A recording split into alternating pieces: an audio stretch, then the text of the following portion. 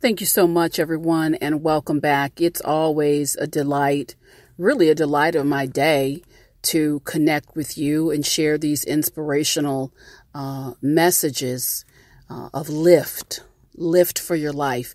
Today, I want to talk about how to rid yourself of destructive emotions. Say again, how to rid yourself of destructive emotions. Emotions are certainly beautiful, lovely, fantastic, yet when rogue emotions come in unchecked, uncontrolled, Lord Almighty, it can destroy a day, it can destroy a life. So I want to take a deeper dive and talk about how you can really rid yourself of destructive emotions, get a handle on it. What are emotions? I mean, you can look up the official Webster's Dictionary definition. That really didn't suit me. I've created my own definition for what emotions are. In my estimation, emotions are currents of energy that accompany thoughts. And much like an electrical current, emotions come in all different shapes, sizes, intensities, and colors, if you will, and some are certainly more destructive than others. Now listen to this. Wow, it was such an emotionally charged situation. He is so emotional. My emotions ran away with me. Emotions are much like fire, can be very useful. Fire can warm us. We need fire to cook. Cozy fireplace, reading in front of the fireplace. Fire is essential. But fire unmanaged, wildfire, can be very, very destructive. Very destructive. Many crimes. There's many people sitting in penitentiary today, sitting in the jails because of crimes, heat of passion, heat of emotion. I lost myself temporarily. Now I'm sitting in jail for life. Arguments, it's emotion behind that. Explosive situation. And the problem with unchecked emotion, you will do things or say things and the genie is out of the bottle. The genie is out of the bottle at this point. So I really encourage everyone to think about what is the relationship that you have with your emotions. More specifically, what is the relationship you have with your toxic emotions?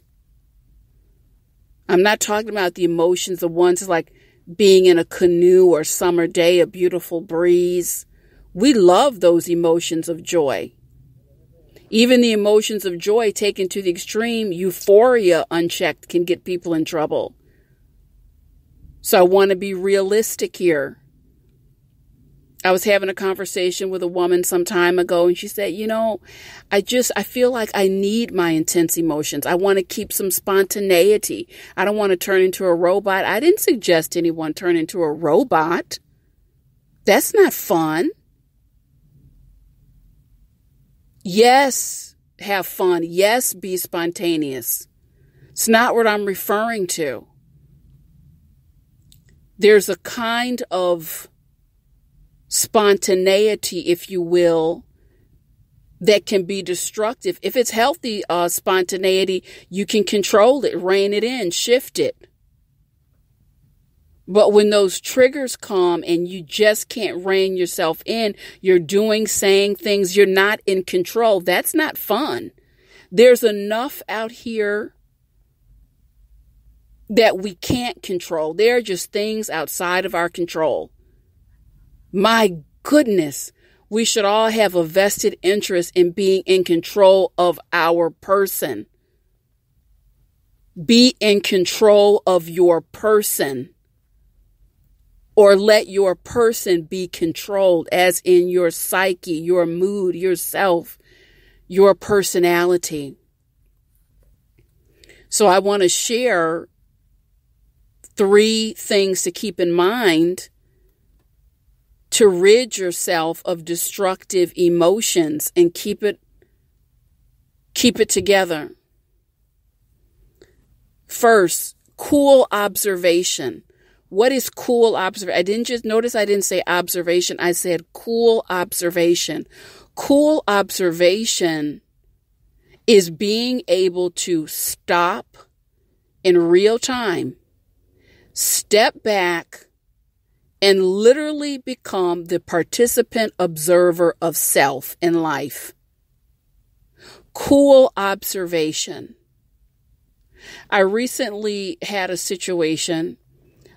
This individual was very inappropriate, very belligerent. That's a trigger for me.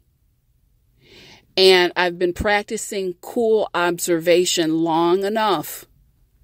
And before the trigger was tripped, I was able to objectively stand back, literally as if I was watching myself in a video, very cool and collected, cool observation, and say, Sheila, this is a perfect example.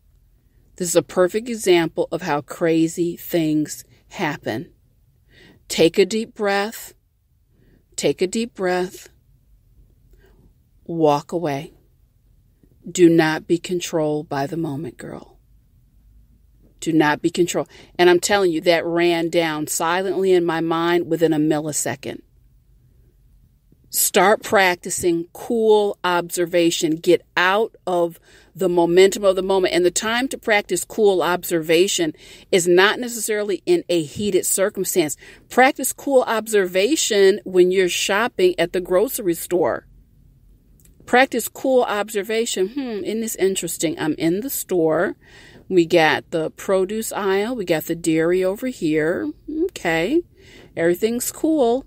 You practice cool observation when you don't need it. So that muscle you are able to access that muscle on an instant when you need it. Cool observation. Secondly, proactive planning. Proactive planning. There's many people. I'm working with a couple women now going through divorces. Off to the races every time a text message comes in through their soon-to-be ex. Every time an email, explosive, off to the races. Why do you open up that text message in the middle of your workday when you know it's going to throw you off because it's too emotional and it is too explosive? Well, Sheila, what bright ideas do you have? Don't even pick up the phone until you are centered, until you've had some hot tea, until you have some perspective in front of you, until you've taken a couple deep breaths, until you've given yourself a pep talk. Don't even open. Just because a text message comes through the phone doesn't mean you have to read it.